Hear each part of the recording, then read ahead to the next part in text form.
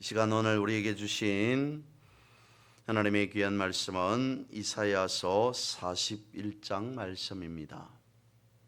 구약 성경 1016면입니다. 이사야서 41장 10절 한 절 말씀 찾으셔서 함께 읽으시겠습니다. 이사야서 41장 10절 한 절 말씀 같이 보겠습니다. 시작. 두려워하지 말라. 내가 너와 함께함이라. 놀라지 말라. 나는 내 하나님이 됨이라. 내가 너를 굳세게 하리라. 참으로 너를 도와주리라. 참으로 나의 의로운 오른손으로 너를 붙들리라.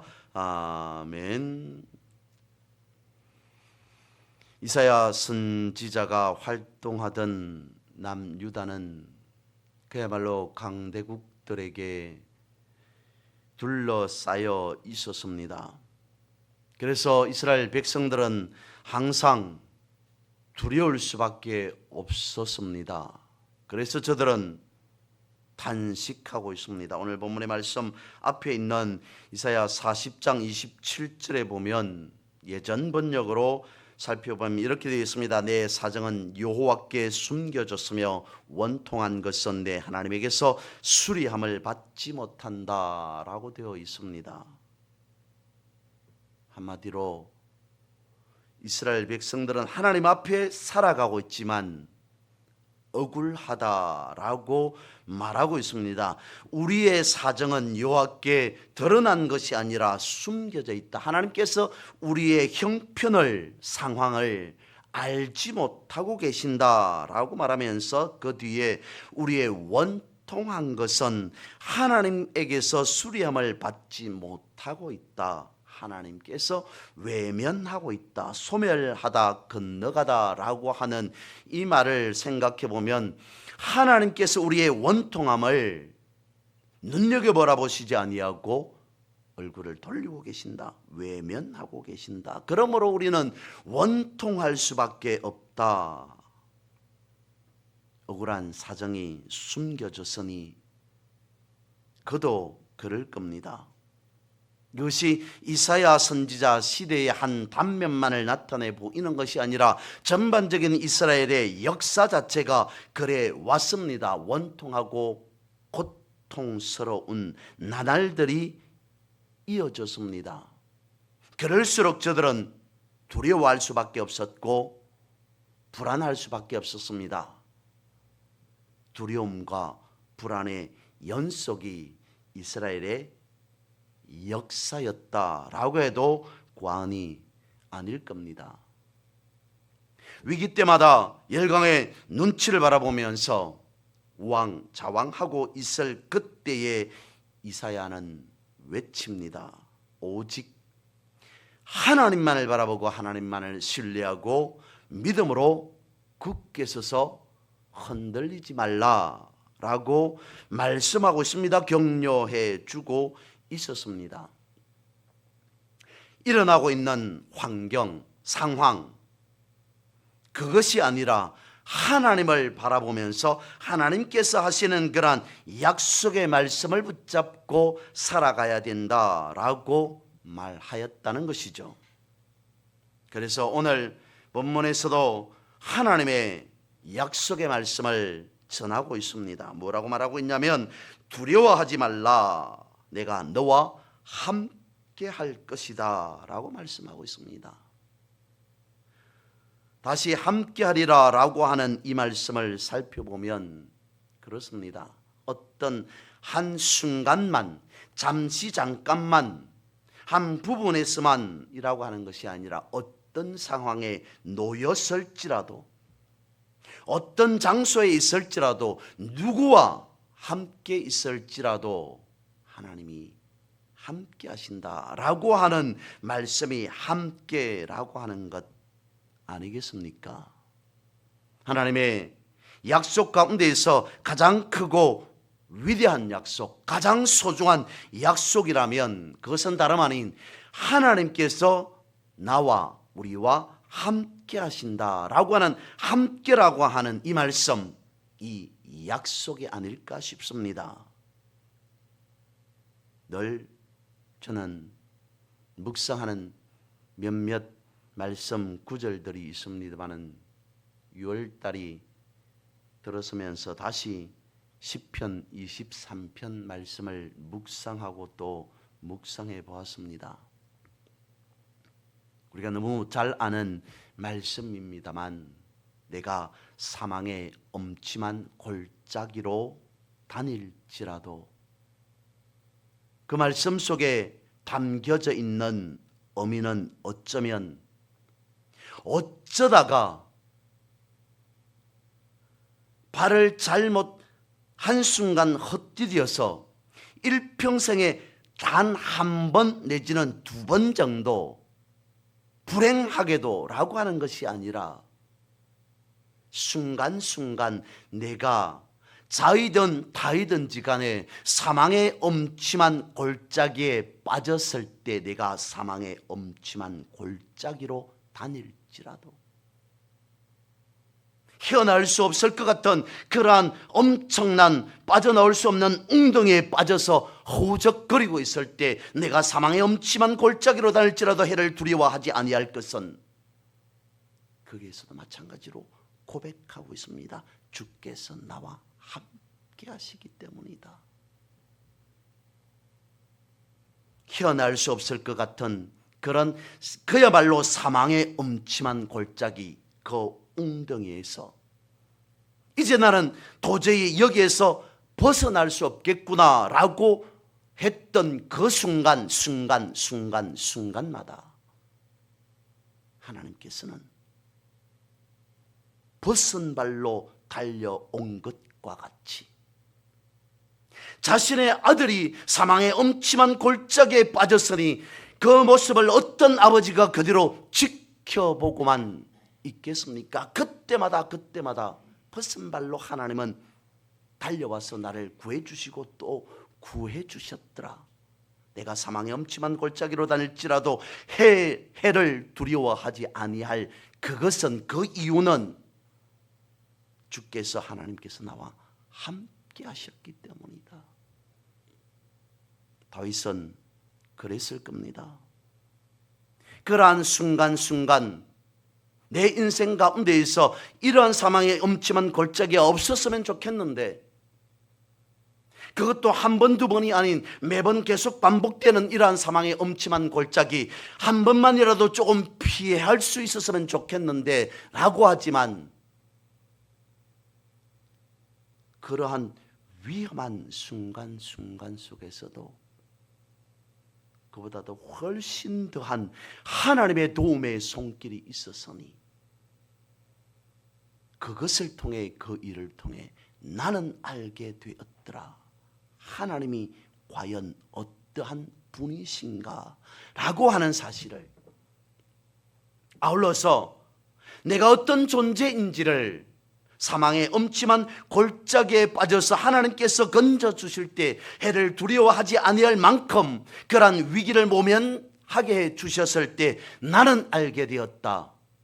사망의 엄침한 골짜기에 빠지고 또 빠지는 자신의 존재가 위대하다는 겁니까? 대단하다는 겁니까? 그렇지 않은 존재임에도 불구하고 하나님께서 해를 두려워하지 않을 수 있도록 함께해 주심, 구원해 주심, 그것을 통해서 하나님께서 나를 얼마나 아끼고 계시는가, 하나님께서 나를 얼마나 사랑의 눈으로 바라보고 계시는가, 나를 지켜 보호해 주시는가 비로소 알게 되었다라고 고백하고 있었던 것은 아니었겠습니까?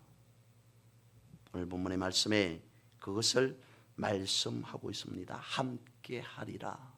왜냐하면 오늘 우리가 듣는, 오늘 우리가 이해하는 하나님께서 함께하고 계신다라고 하는 그 이해와 이스라엘 백성들, 그러니까 구약 시대에 저들이 이해하는 하나님의 함께하심과는 엄청나게 다르다라고 말할 수밖에 없을 겁니다. 왜냐하면 구약시대의 하나님의 함께하심, 즉 하나님의 임재라고 하는 것은 엄청나게 제한적이었습니다. 부분적이었습니다. 극소수였습니다.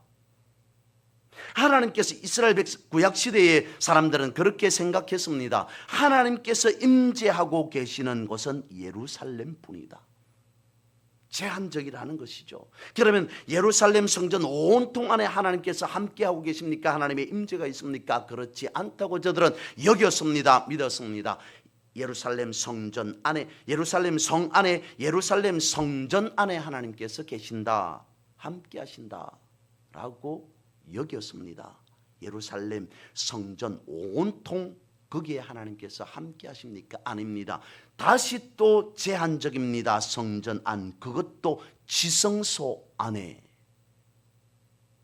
이스라엘 백성들이 구약시대에 하나님의 함께하심, 하나님의 임재라고 하는 것은 이와 같았습니다. 그러면 장소만 그랬습니까? 공간만 그랬습니까? 그렇지 않았습니다. 사람들에게도 마찬가지였습니다. 극히 일부 사람들에게만 하나님의 함께하심, 하나님의 임재가 있다라고 믿었던 때가 구약시대였습니다. 왕, 제사장, 선지자들 극히 일부 사람들에게만 기름 부으심이 있습니다. 하나님의 임재를 느낄 수 있는 것은 극히 제한적이었더라라는 것이죠.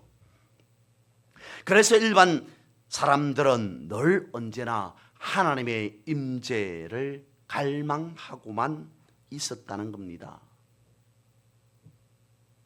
그거를 깨는 말씀이 바로 이사야서라는 거죠.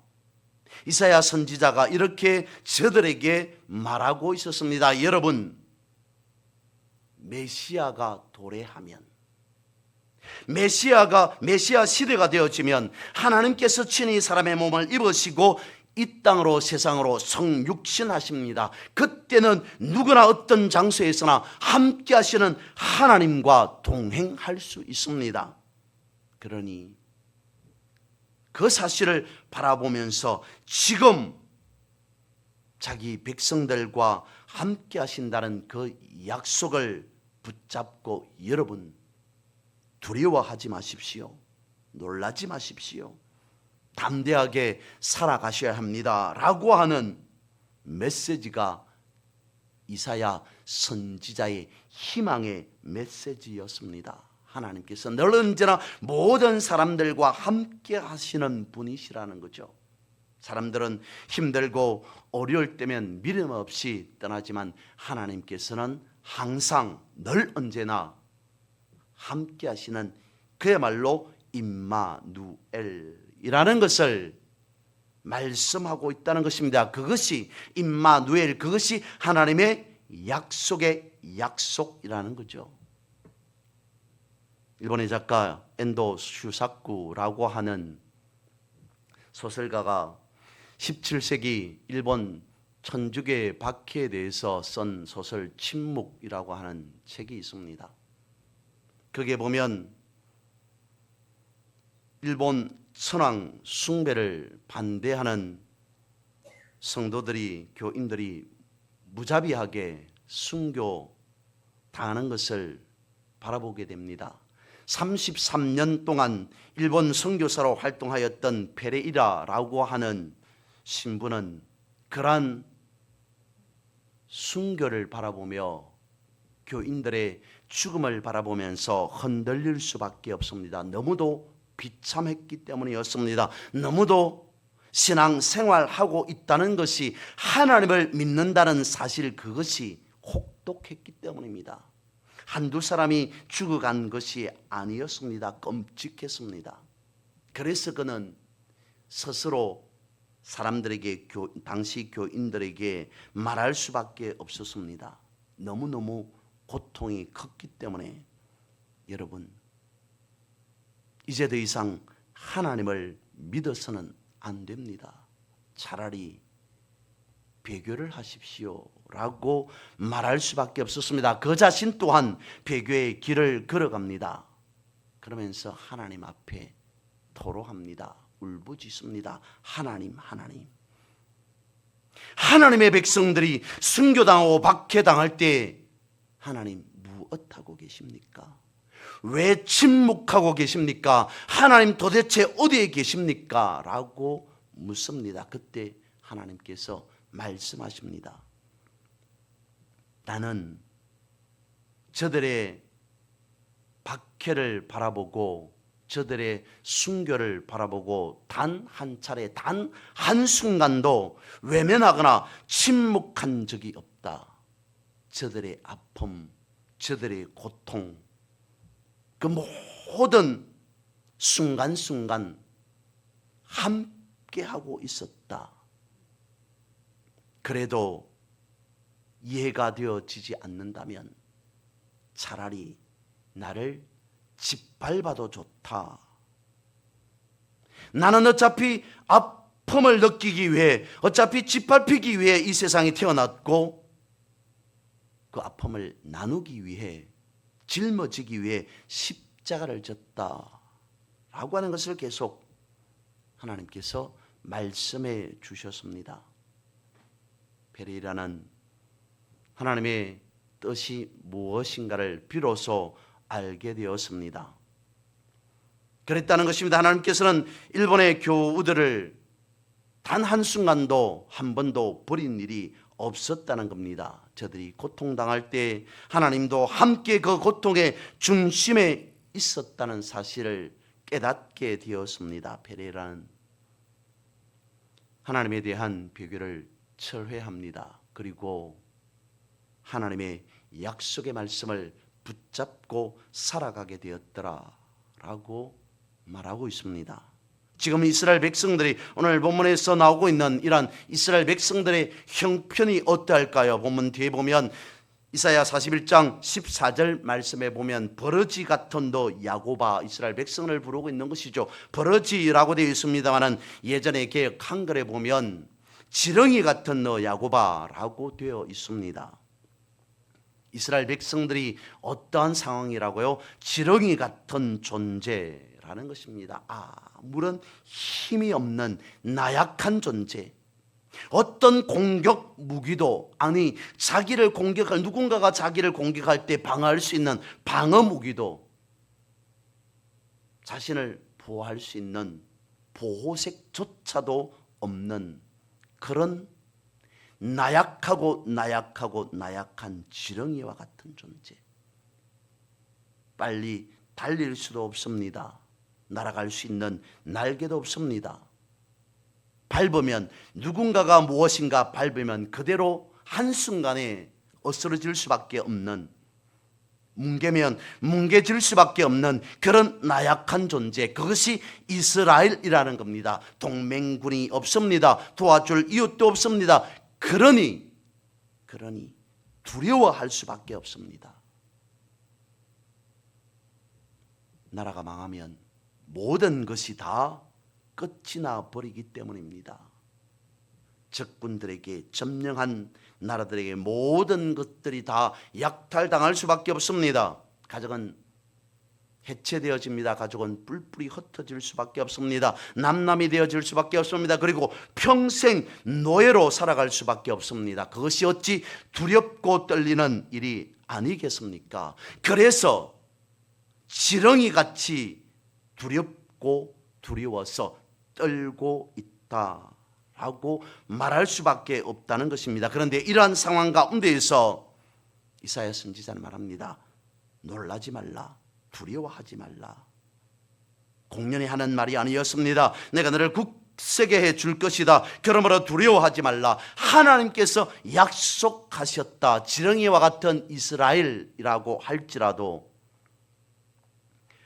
왜 하나님께서 놀라지 말고 두려워하지 말라라고 말씀하시냐면 14절 그 뒤에 보면 15절 말씀에 보면 이스라엘 백성들을 이렇게 만드시기 때문이다 라고 말씀하고 있습니다. 아주 새롭고 날카로운 타작기계와 같은 존재로 만드실 것이기 때문에 두려워할 필요가 없고 놀랄 필요도 없다라고 말씀하고 있습니다.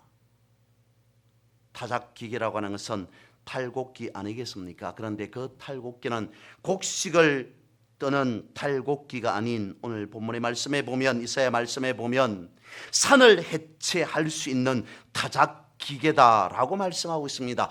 위력이 엄청나다는 것입니다. 물론 지렁이도 산에 구멍을 낼 수 있습니다. 산을 뚫을 수 있습니다. 그런데 지렁이가 산을 해체시키려면 얼마만큼의 시간이 들어야 하겠습니까?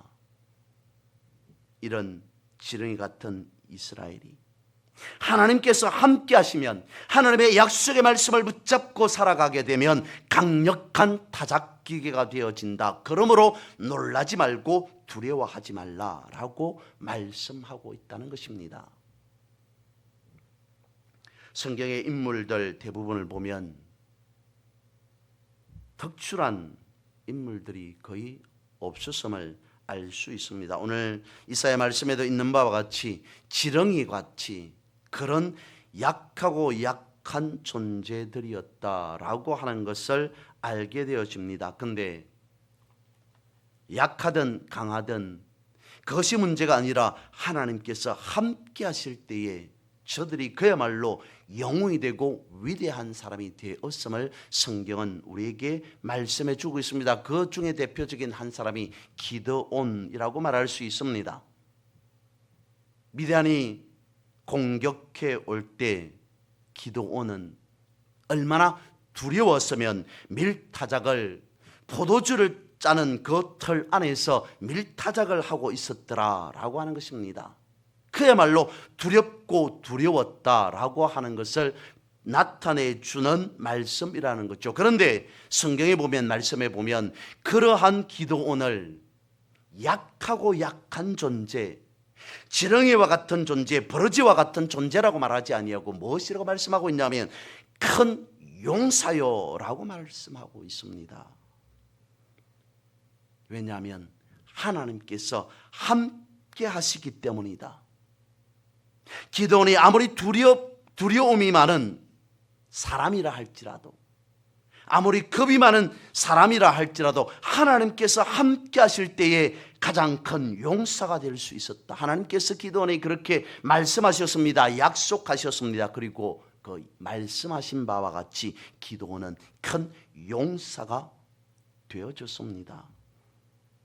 하나님께서 함께 하시겠다고 약속하신 그것, 예수님께서도 말씀하셨습니다. 나는 세상을 이겼노라. 내가 세상 끝날까지 너와 항상 함께 하리라.